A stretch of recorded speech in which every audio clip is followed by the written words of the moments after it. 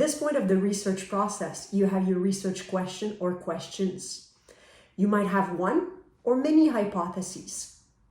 You have identified your targeted populations and likely the sampling technique you plan on using. You also have identified your variables that will allow you to answer your research question. So really, you must be feeling pretty good, aren't you? And you should. These were not easy steps. This said, when you're done dancing like Ted, it is time to turn your focus on the next big step of the research process, choosing the right measurement instrument. Focus groups, discussions, interviews, scales, inventories, tests, questionnaires are all examples of measurement tools that someone could use in their studies. Measurement tools are used in both qualitative and quantitative research. However, the type of measurement tool will vary depending on whether you use a qualitative or quantitative research design. If you have already chosen a qualitative methods design for your study, you can stop watching this video now. This said, you can watch until the end if you want more general knowledge. If you chose a quantitative design for your project, chances are that you will use more than one measurement tool. And the tools might be scales, inventories, and questionnaires.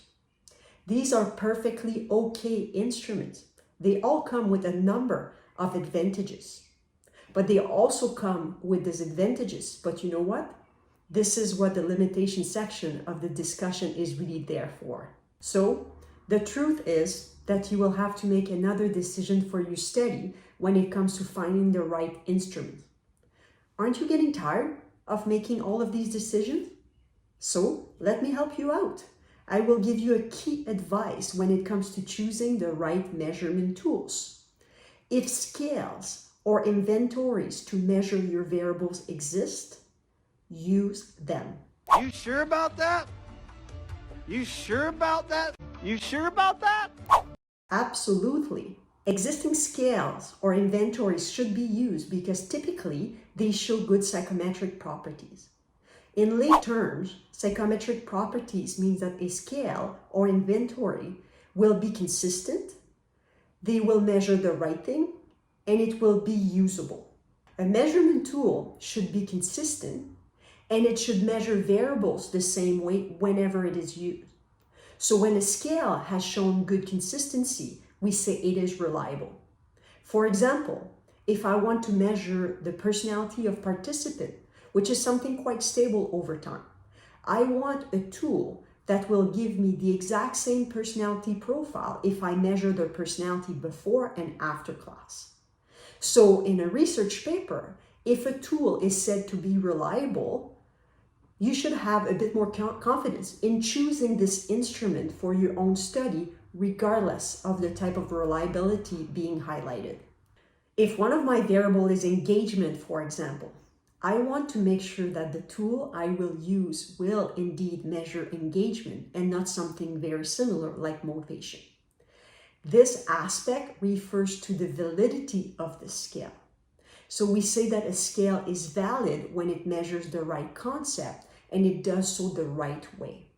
So once again, if you read about the validity of an instrument, it should increase your confidence that this tool could be a good tool to use in your own study. And don't get bogged down by the type of validity being described when you read about the instrument, whether it's content, concept, face, or any other types of validity. Just remind yourself that your scale does measure the right thing.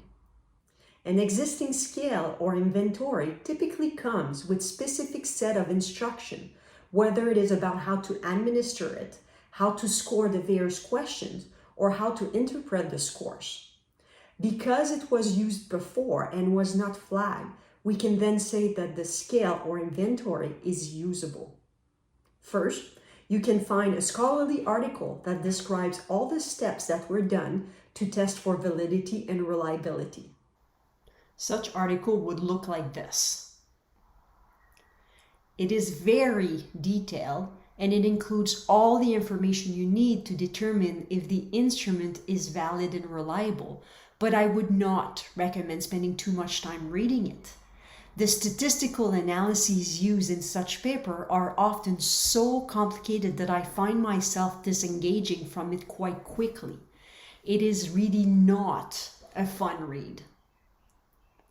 The other way is to look at a study where the instrument was used, like this one.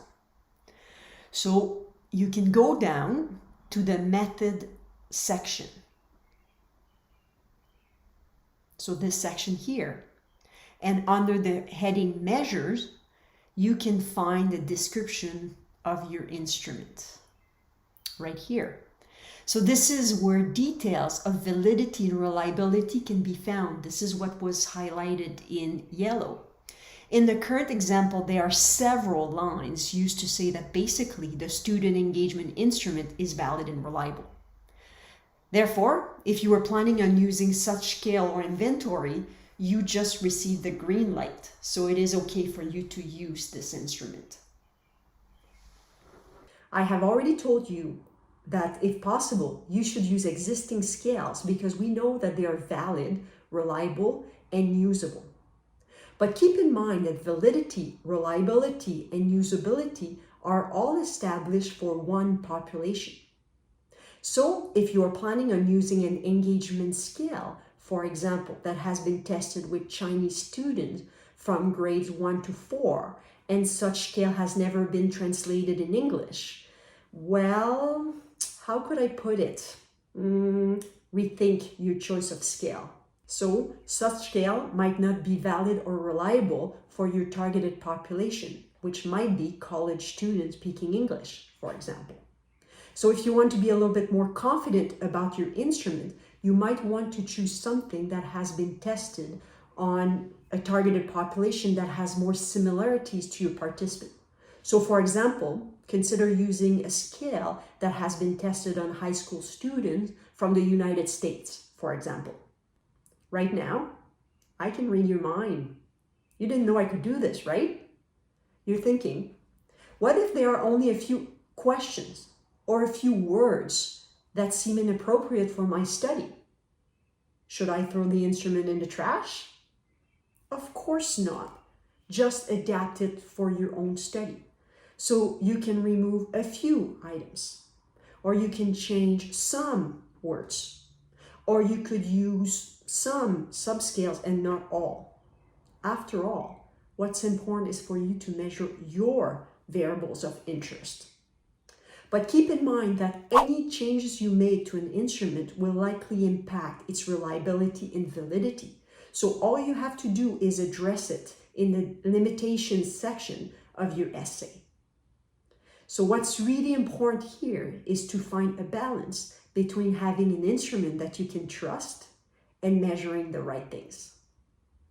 To wrap things up, keep in mind that without proper measurement instruments, you will find answers to your research questions, but some of them might be partial answers, and in some cases, wrong answers.